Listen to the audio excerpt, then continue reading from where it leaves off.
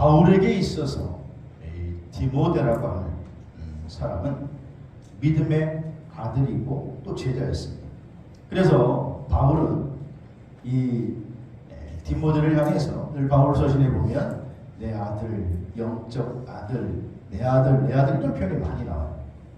오늘 본문은 아들이라고 표현하지 않고 하나님의 사람이다 이렇게 표현하고 있습니다. 바울이 디모데를 향해서 지금 하나님의 사람이다 이렇게 말하고 있는데, 이 하나님의 사람이라고 하는 것은 하나님께 속한 사람이고 하나님이 보낸 사람이고 또 하나님이 쓰시는 사람이고 하나님이 함께한 사람인 줄로 믿습니다. 오늘 예배 참석한 여러분이 바로 하나님의 사람인 줄로 믿으시기를 바랍니다. 하나님의 사람으로 인정받으시기를 주의 이름으로 축복합니다. 그래서 우리가 훗날 이 땅의 삶을 다 마감을 하고 천국에 가게 될 텐데, 가게 된 이후에 우리 주변의 사람들이 또 우리의 자녀들이 야, 참 우리 아버지는 우리 어머니는 하나님의 사람이었어요. 참 하나님의 사람이었지 이렇게 기억할 수 있다면 얼마나 복된 인생이겠는가. 여러분, 하나님은요 성도들을 하나님의 사람이라고 부르기를 기뻐하시는 줄로 믿으시기 바랍니다. 그래서 하나님은 하나님의 사람들에게 성경을 통해서 하나님께서 하나님의 말씀을 전달해 주셨습니다.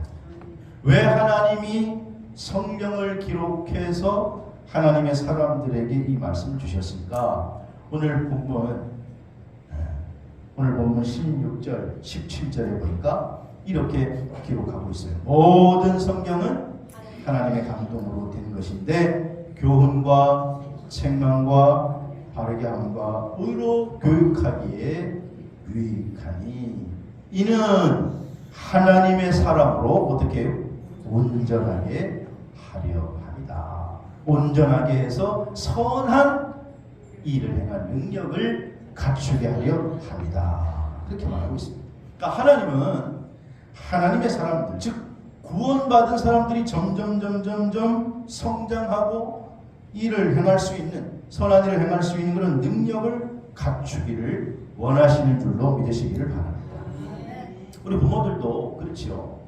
우리가 아이들이 태어났을 때 처음에는 갓난장이들이 2kg, 3kg, 4kg 이렇게 태어났을 때 얼마나 귀엽습니까? 그래 라오스에 가니까 애들이 많더라. 애들. 우리나라는 좀처럼 애들을 볼 수 없는데 유모차에 개들을 태워가지고 다닙니다. 거기는 애들을 가지고 다니고 애들을 태워서 다니니까 애들이 보니까 너무너무 귀엽더라고요.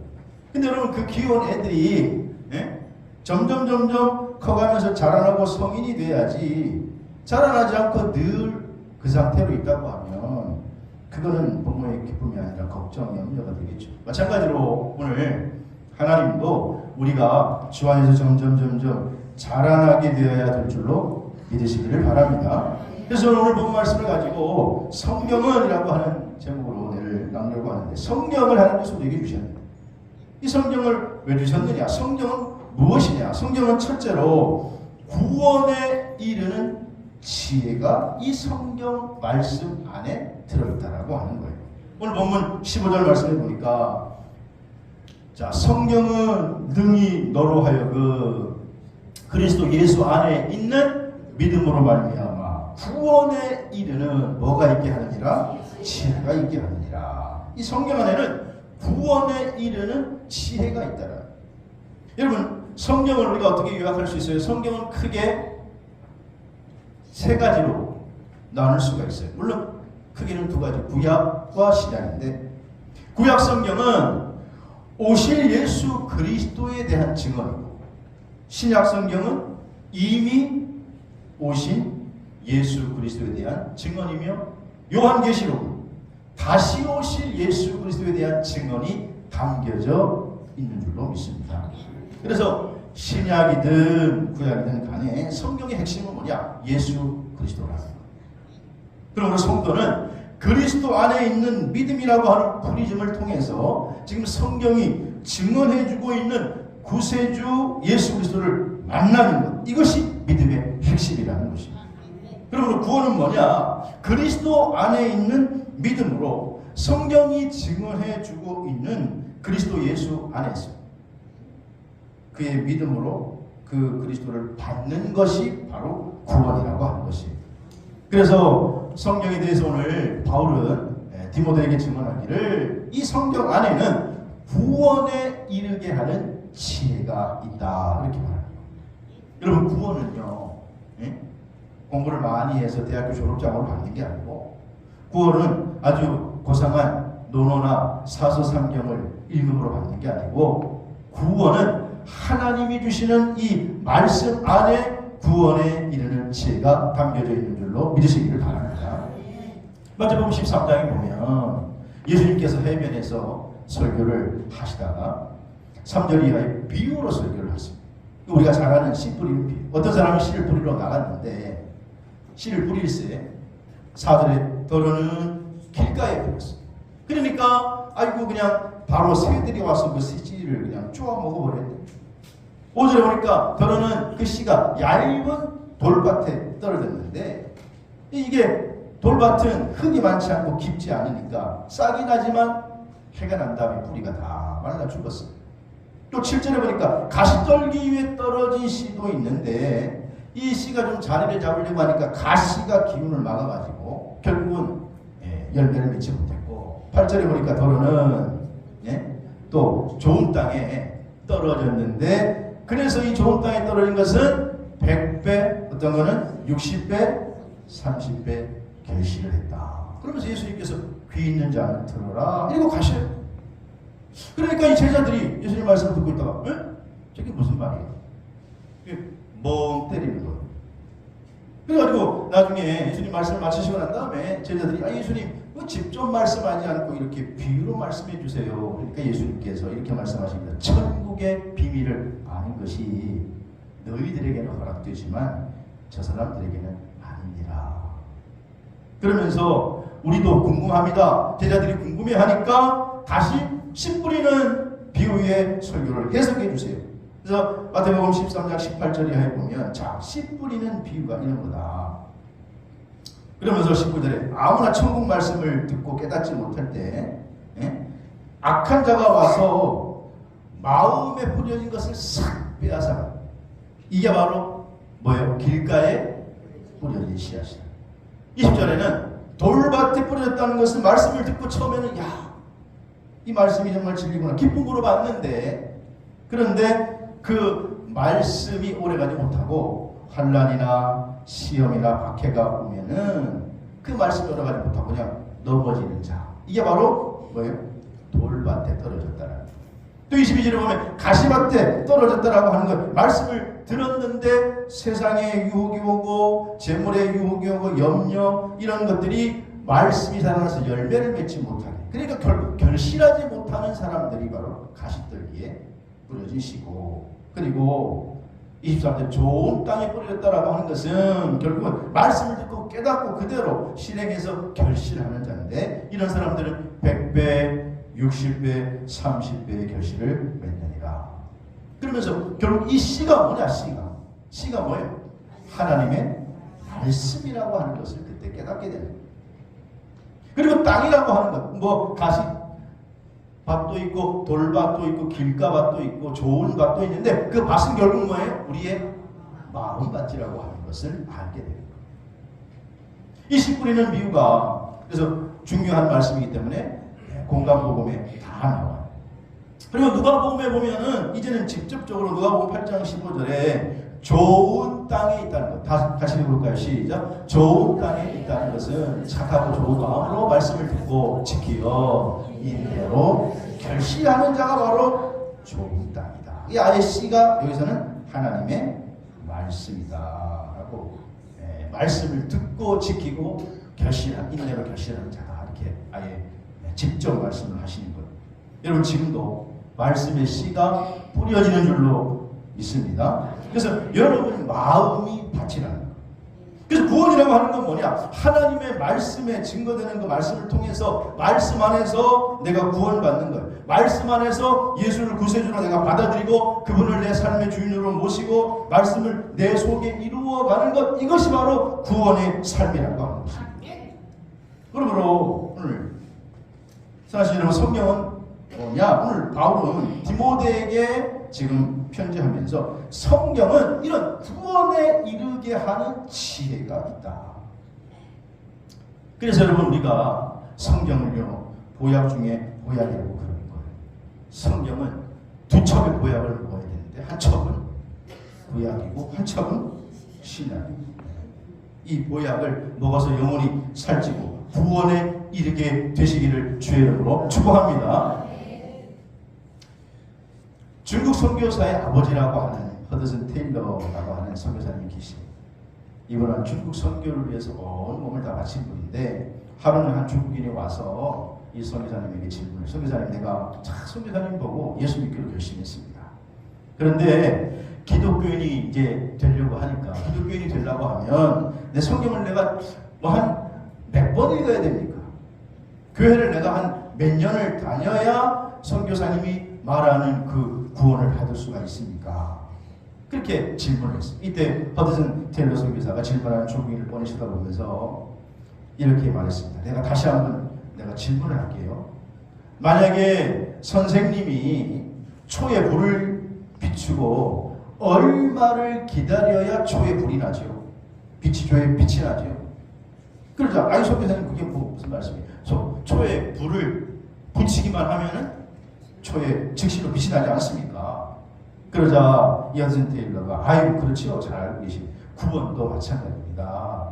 성경을 아는 것, 교회 생활을 오래 하는 것도 중요하지만 그러나 더 중요한 것은 성경을 통해서 예수 그리스도를 믿는 순간 구원받는다. 초에 불을 붙이고 얼마를 기다려야 될 필요가 없는 것처럼 구원 또한 성경을 통해 주어진 말씀을 통해서 예수를 믿으면 즉시 구원받는 것입니다. 사도행전 16장 31절에 주 예수를 믿으라. 그리하면 너와 네 집이 구원을 받으리라. 그러니까 이 중국인이 너무너무 기뻐가지고 뛰면서 구원받았구나. 그리고 마을로 나가서 복음을 전했다라는 거예요. 사실 여러분 성경을 아무리 많이 읽는다 할지라도 성경 안에서 예수를 발견하지 못하면, 예수를 만나지 못하면 사실 구원과는 거리가 먼 거예요. 성경은 뭘 하느냐? 우리가 구세주 예수 그리스도에 대해서 알도록 가르쳐주고 증언하는 게 성경 말씀입니다. 그래서 이 성경 말씀을 통해서 우리가 구주 예수를 보는 눈이 열려지기를 주의 이름으로 축원합니다.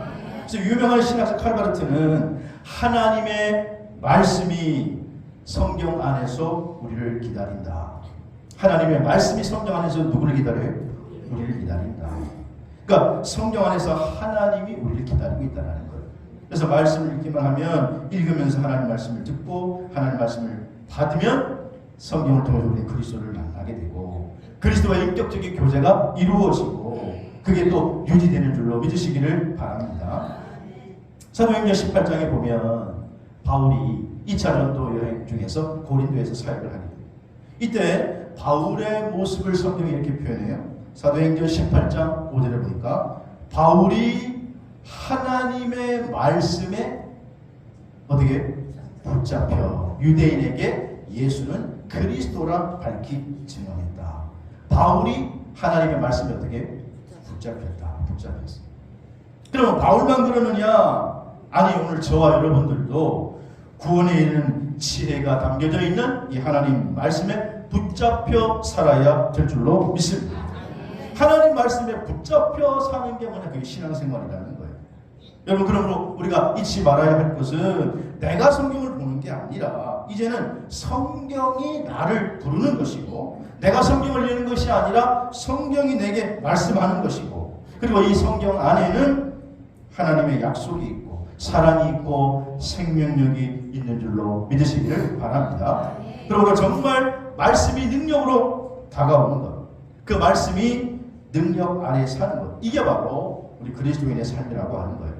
그래서 말씀 안에서 역사하신 예수 그리스도를 만나서 구원에 이르는 또 점점점 성장해 나가는 저와 여러분 되시기를 주의 이름으로 축원합니다. 성령은 두 번째로 뭐냐? 오늘 16절 말씀 보니까 하나님의 자녀들을 훈련시키는 교본이다 이렇게 말하고 있습니다. 자, 16절 말씀 다시 읽어볼까요? 시작. 모든 성경은 하나님의 감동된 것으로 교훈과 책망과 바르게 함과 의로 교육하기에 유익하니 이렇게 말씀하고 있습니다. 성경에는 위로도 있고 격려도 있고 때로는 책망도 있습니다. 그런데 그 목적이 뭐냐? 목적이 하나님의 사람으로 교육하기에 유익하니 교육하는 게 기본이라는 거예요. 여러분 남자들은요 군대 가면요 힘든 훈련을 받습니다. 그런데 그 훈련을 시킬 때 사실은 앞으로가 뒤로가 좌양무 우양무 그렇게 그냥 어린아이에게 가르치듯이 가르치는 것 같지만 사실은 그 훈련시키는 기본 교육이 있어요. 그래서 그 교육을 통해서 그 교본을 통해서 한 사람을 군인으로 만들어내는 거예요. 저는 달리기를 곧잘 합니다만은 그런데 군대 가면 구보라는 게 있어요. 아침에 기상해가지고 구보. 달리기를 저는 좀 잘하는 편인데도 구보하는 건 왜 이렇게 힘든지 모르겠어요. 구보하는데 그냥 구보시키는 게 아니고 갔더니 저도 그때 처음 M1 소총을 M1을 들고 다니다가 나중에 M16으로 바뀌었는데 여성들은 알 사람이 없더라고요. 그래서 이 미군이 들고 다니는 총, 긴 총을 M1이라고 그러는데 그걸 처음에 주더라고. 나중에 M16으로 바꿔줬는데 근데 그거 들고요 구보를 시키는 거예요. 얼마나 힘든지. 그래서 아침에 기상해가지고 구보하라 그러면 너무너무 싫은 거예요. 왜냐하면 이 총을 들고 가는데 총이 무거우니까 어떻게 팔이 점점 내려가요. 근데 나중에 자꾸 하다 보니까 팔이 제자리에 딱 있는 거예요. 내가 총이 가벼워진 걸까요? 내가 근육이 세진 걸까요? 총은 그대로지고 내 근육이 자꾸 하니까 훈련되니까 내가 그걸 들 수 있는 거예요. 여러분 성경은 뭐냐? 구원은 하나님의 자녀들을 하나님의 자녀답게 훈련시키는 교본 중에 교본이 성경인 줄로 믿으시기를 바랍니다. 그래서 하나님께 자녀답게 훈련되고 성장해야 되는데 그게 바로 성경을 통해서 그렇게 됩니다. 그게 바로 우리를 향한 하나님의 뜻이라고 하는 거예요. 그래서 사도 베드로는 이 부분을 베드로전서 2장 1절 이하에 설명을 했는데 생명이 있는 것은 성장하게 돼 있다는 거예요. 여러분 아기들을 보면 아기들이요 성장하는 때 그냥 성장하는 게 아니라 엄마의 젖을 먹고 때로는 분유를 먹고 쑥쑥쑥쑥 성장하죠. 그래서 베드로는 이것을 가리켜서 2장 1절 이하 3절 쭉 보면 이렇게 말해요. 그러므로 모든 악독과 모든 기만과 외식과 모든 비방하는 일을 버리고 그리고 2절에 갓난 아기들같이 순전하고 신령한 젖을 어떻게 해라? 사모하라. 이는 그로 말미암아 너희도 구원에 이르게 자라게 하려 합니다.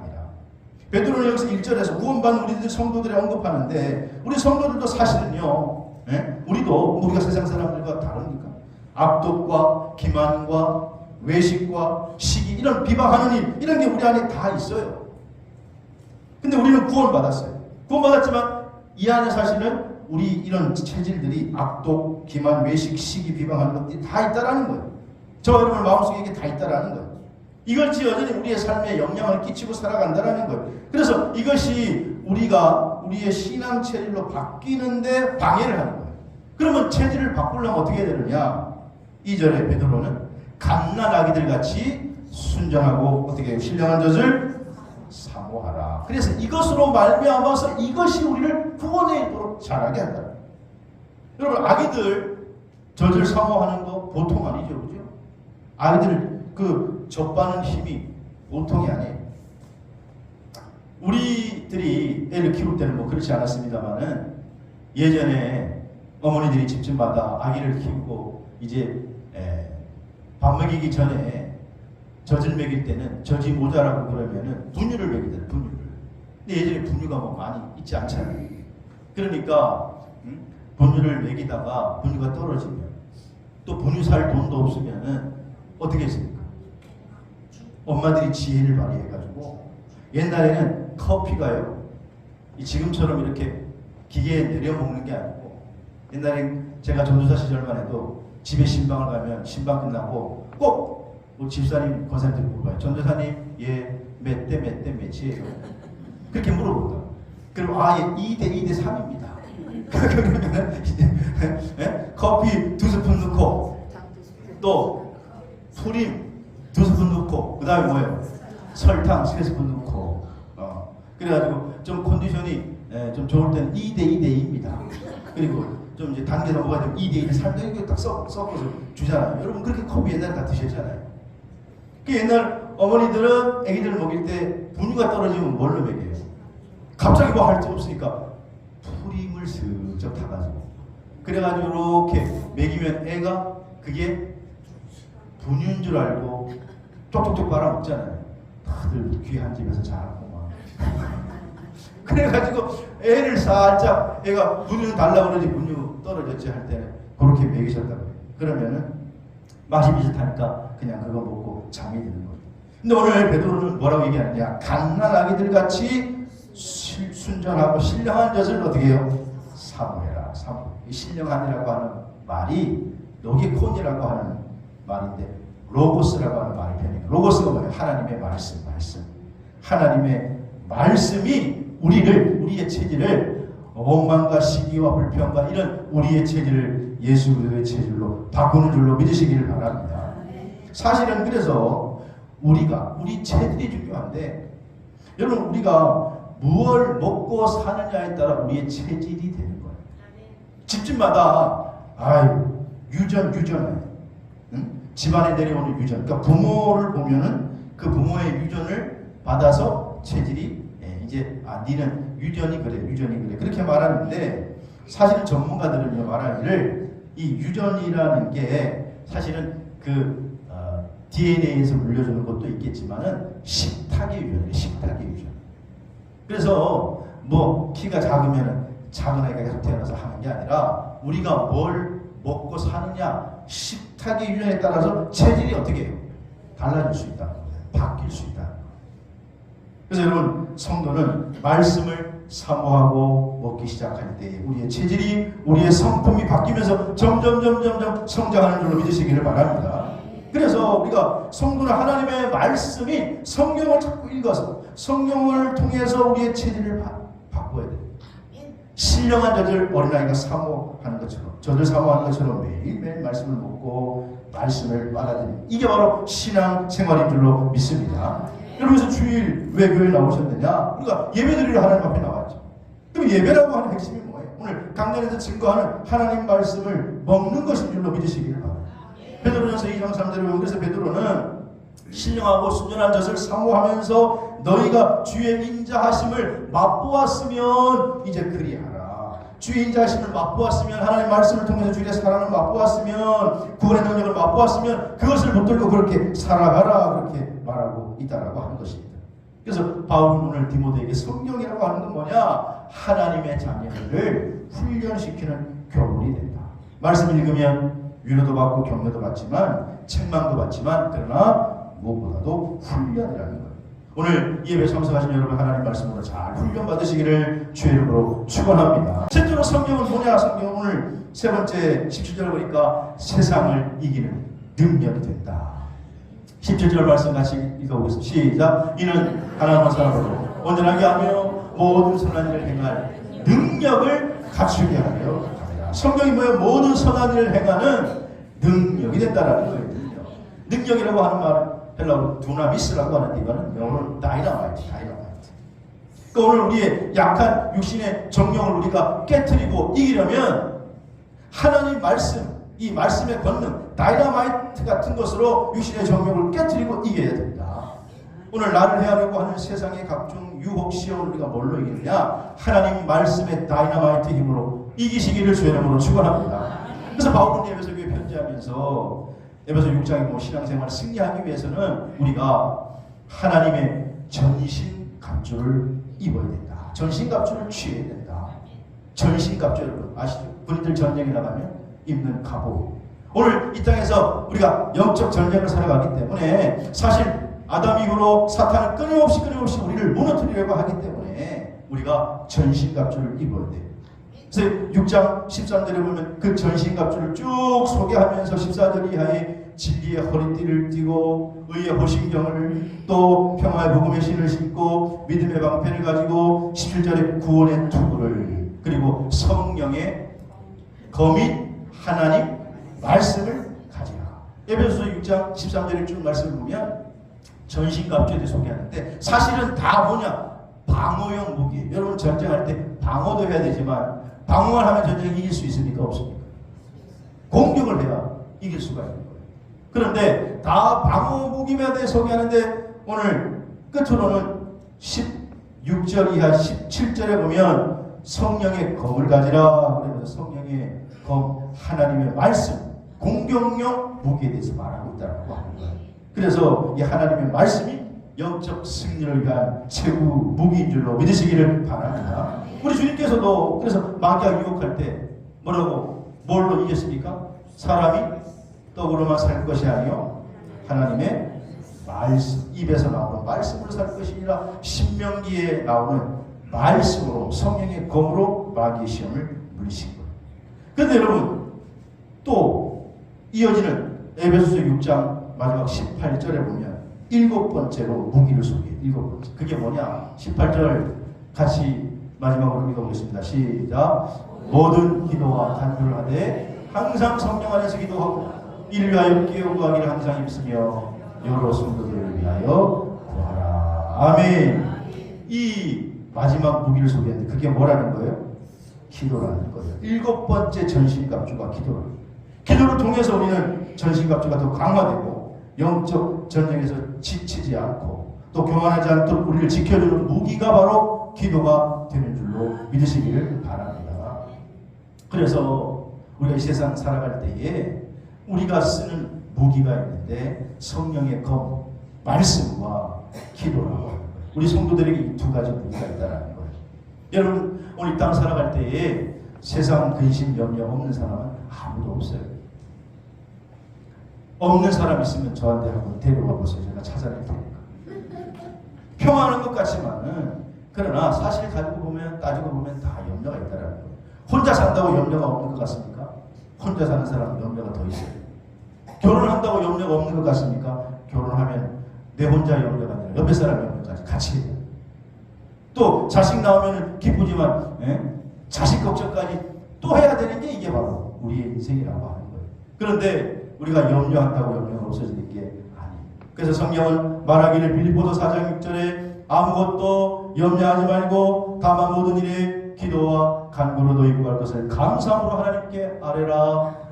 그리하면 지각에 뛰어난 하나님의 평강이 그래서 예수 안에서 너희 마음과 생각을 지키시리라. 아멘. 아무것도 염려하지 말라는 거예요. 염려할 일을 기도와 간구로 하나님께 아뢰면 지각에 뛰어난 하나님의 평강이 우리의 마음을 지켜줄 거다. 힘들 때 그래서 하나님 말씀을 붙들고 기도하면서 하나님 말씀을 묵상하라는 거예요. 처음엔 아무 일도 일어나지 않지만 그 말씀을 또 묵상하고 5분 묵상하고 10분 묵상하고 자꾸 하다 보면 어느새 내 염려가 점점 사라지고 하나님 주시는 평안이 몰려올 줄로 믿습니다. 그게 바로 하나님 말씀의 능력이라. 그게 바로 기도의 능력. 그게 바로 세상을 이기는 무기라고 하는 거예요. 베드로전서 5장 7절은 그래서 너희 염려를 다 주께 맡기나 이는 그가 너희를 돌보시리라. 하나님을 돌봐주시는 줄로 믿으시기를 바랍니다. 그래서 하나님께 맡기고 기도하다 보면 마음에 쌓이는 건데 하나님께서 주시는 평안이 싹 몰려요. 그것으로 우리는 세상을 이길 수가 있는 것입니다. 오늘 바울은 그래서 디모데에게 우리에게 성경이라고 하는 것이 무엇이냐 그것을 최종적으로 뭐라고 말하느냐 성경 안에는 우리를 구원에 이르게 하는 지혜가 있고 하나님의 자녀들을 훈련시키는 교본이 되고 그리고 오늘 세상을 이길 수 있는 죄악을 이길 수 있는 능력이 되는 줄로 믿습니다. 그럼 우리 성경을 가까이 하고 영육간에 승리하는 우리 늘만